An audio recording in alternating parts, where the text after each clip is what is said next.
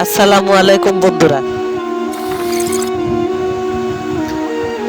কেমন আছেন আপনারা সবাই? আশা করি ভালো আছেন। আমি আজকে বিকেলের নাস্তার একটা রেসিপি নিয়ে এসেছি।